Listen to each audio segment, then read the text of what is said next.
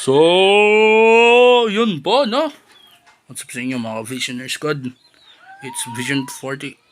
Vision 48... Vision Vlog, sorry. I mess up. And hindi na ako ulit nagmas. And wala akong pakialam kung i-judge nyo or what. Ever.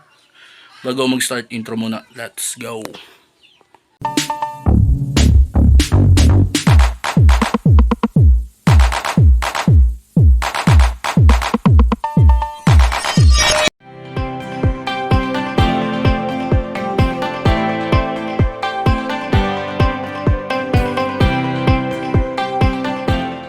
So, what's up sa inyo mga ka-Visioner Squad?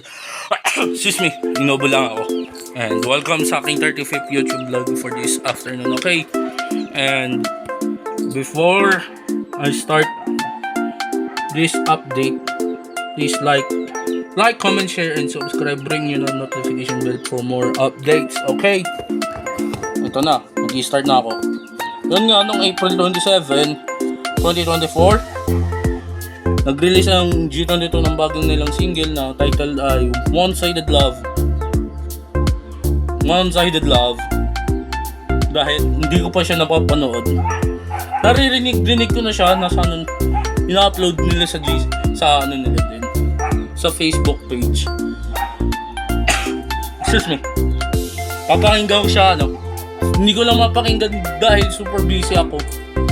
And ito pa ang another update. Congratulations din sa kanilang performance sa Show It All sa China last month. Tapos ito namang update. Ito pa, yan, April 29 ang kanilang recording Behind. In-upload nila. Tapos sumunod pa, meron din silang road trip version ng One-Sided Love. Wow, One-Sided Love. Nakano lang to para hindi ako maka-copyright. Sorry, nakano lang to. Hindi ko pwedeng lagyan ng music. Ito ay nung May 9, 2024 yung road trip version. Tapos may panibago ulit silang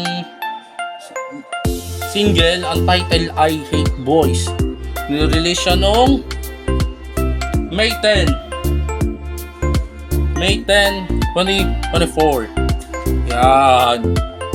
Wow, maganda talaga ngayon ang update ng sa G22. Okay, pick it up ko na to.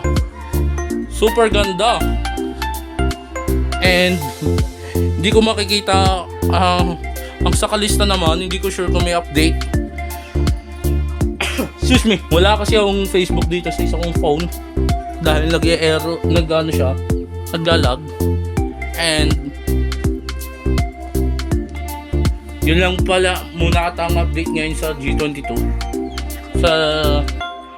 Sa kalista naman sa kanilang bagong single is still working, to be announced pa yun.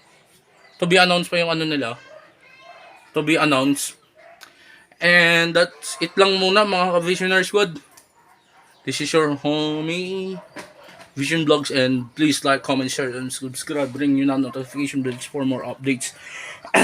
And please mga ka-Visioner Squad, mag-iingat kayo palagi ngayong tag-init ang panahon. Mag-inom kayo ng tubig na malamig. At huwag masyadong magbabad sa araw. At baka kayo ay ma-heat stroke. Yun lang po. Bye-bye. Let's go.